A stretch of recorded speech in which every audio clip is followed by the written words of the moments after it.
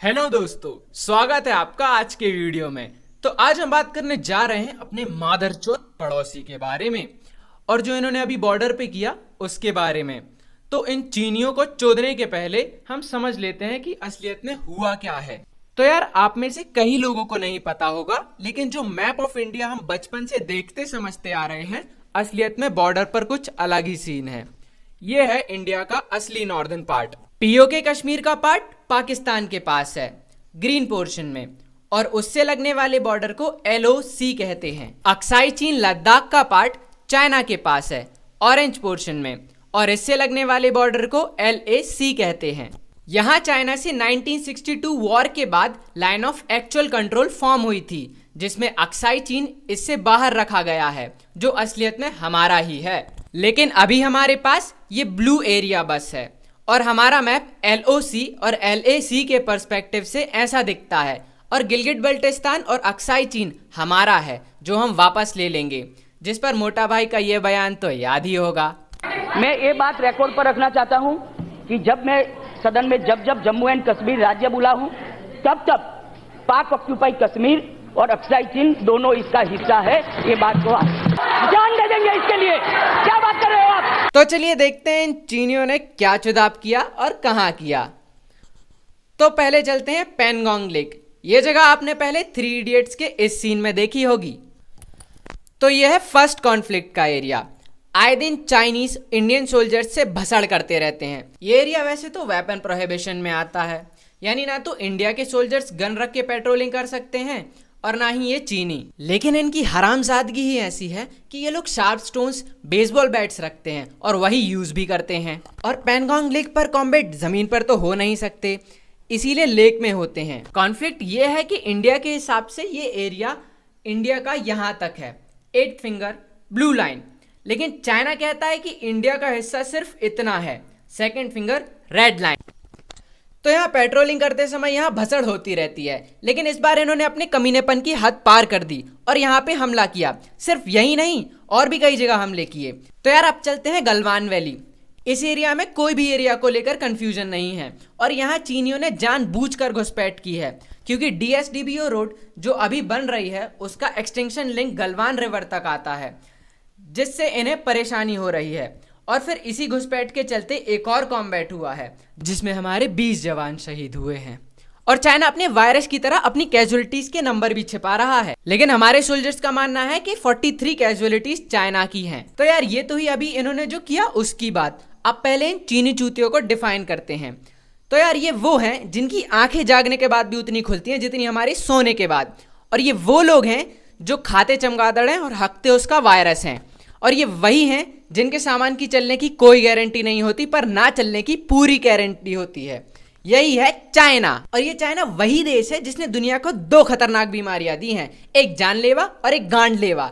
जी हाँ, ये Chinese virus और दूसरा टिकटॉक। और ये जो बॉर्डर को लेकर इंडिया से भिड़ गए हैं ना, पाकिस्तान भी इनको एक ही सलाह दे रहा होगा, हम भी पहले गए थे, तुम भी पहले जाओ। और यार इन चूतियों ने पिछले 43 साल से कोई भी युद्ध नहीं लड़ा है, और लड़ने का सोच भी रहे हैं तो भारत से। वाह।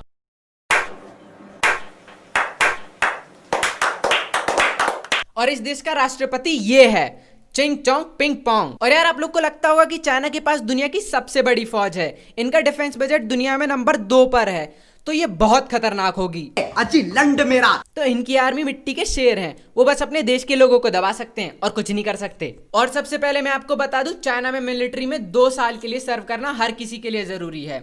चाइनीज मिलिट्री में 4 महीने की ट्रेनिंग प्रोवाइड करी जाती है, जिसकी वजह से इनका मिलिट्री में आना जाना लगा रहता है, जिसकी वजह से एक प्रोफेशनलिज्म का इशू भी क्रिएट होता है और इनकी मिलिट्री को इनएक्सपीरियंस भी बनाता है। मिलिट्री में परमानेंट कमीशन ना होने की वजह से ये अपनी फुल स्ट्रेंथ पर कभी भी नहीं लड़ सकता, क्योंकि at the time of war China की 25 से 30% आर्मी ट्रेनिंग में ही होगी। और चाइना की मिलिट्री में देशभक्ति की भी कमी है। इनकी मिलिट्री में लंबे समय तक वही काम करता है जो एक टाइम की रोटी भी अफोर्ड नहीं कर सकता। वो लोग मिलिट्री देशभक्ति के लिए नहीं बल्कि ज्वाइन करते हैं अपने घर वालों का पेट भरने के लिए। और जैसा कि मैंने आपको पहले बताया, चाइना ने पिछले 43 साल से कोई युद्ध नहीं लड़ा है, तो इनकी आर्मी एक तरह से कंफर्ट लाइफ जी रही है। हालांकि इन्होंने सोचा कि वियतनाम एक छोटा सा देश है, इन पर हमला करके इन पर कब्जा कर लेते हैं। लेकिन वियतनाम आर्मी ने चाइना की इतनी गांड मारी कि चाइना कभी वहां पलट के नहीं देख पाया। चाइनीज आर्मी को पूरी तरह ये चिंगचोंग पिंगपोंग कंट्रोल करता है। चिंगचोंग की आर्मी ना तो ढंग से ट्रेंड है, ना ही इनको अलग अलग एनवायरनमेंट में ट्रेनिंग मिलती है। चाइनीज आर्मी का इसी बात से अंदाजा लगाया जा सकता है कि इनको वर्ल्ड मिलिट्री गेम्स से बैन कर दिया जा चुका है, इनकी चीटिंग करने की वजह से। एक बार तो चिंगचोंग की आर्मी साउथ सूडान में इतनी बुरी तरह से फंस गई थी कि इंडियन आर्मी ने उन्हें रेस्क्यू किया। 1967 में चिंगचोंग की आर्मी ने नाथुला सिक्किम पे अटैक किया था, जो भी एकदम फेल रहा।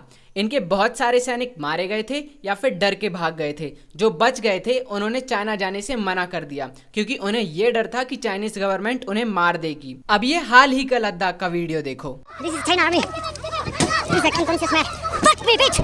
इस वीडियो में खुद देखो कि कैसे इनकी आर्मी का जवान हमारी आर्मी के कदमों में पड़ा है। उसका कॉम्बैट व्हीकल इन्होंने कैप्चर करके तोड़ दिया।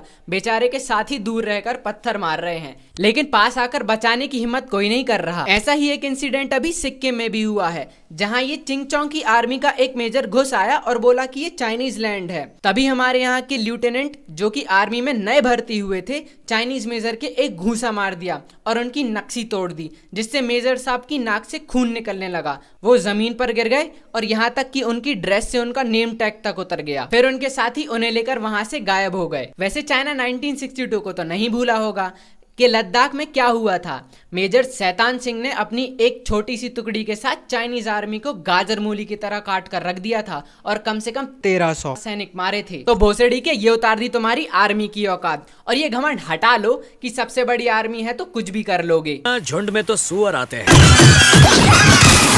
शेर अकेला ही आता है। और ये चिंगचोंग का देश बर्बादी की कगार पर है।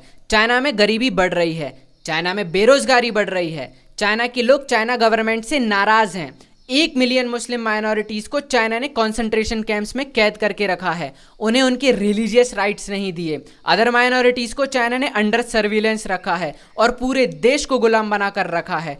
तिब्बत और हांगकांग को जबरदस्ती मार्शल लॉ लगाकर इलीगली ऑक्यूपाई किया हुआ है। इसीलिए चाइना को डर है कि सारे बबल्स एक साथ बस्ट ना हो जाएं। नहीं तो इस बार टिएनमेन स्क्वायर वाली घटना रिपीट हुई तो चाइना कई टुकड़ों में बंट जाएगा। टिएनमेन स्क्वायर की पिछली घटना में भी चीनी नागरिक डेमोक्रेसी और अपने राइट्स के लिए प्रोटेस्ट कर चुके हैं, जिन्हें दबाने के लिए चाइना ने मिलिट्री का यूज करके कई हजार प्रोटेस्टर्स को मार दिया था और कईयों को गिरफ्तार किया था। इसीलिए चिंगचोंग वन चाइना का ढिंढोरा पीट रहा है, क्योंकि वॉर किसी भी देश को यूनाइट कर सकता है। इसीलिए China India, Vietnam, Japan, south Korea सबके साथ युद्ध की स्थिति बनाकर रखा है। लेकिन चिंगचोंग के हाथ से सारा मामला फिसलता जा रहा है।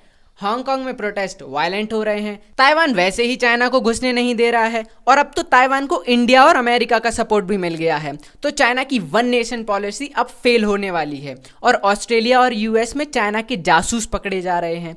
ले दे के चाइना नेपाल को खरीदने में कामयाब रहा है।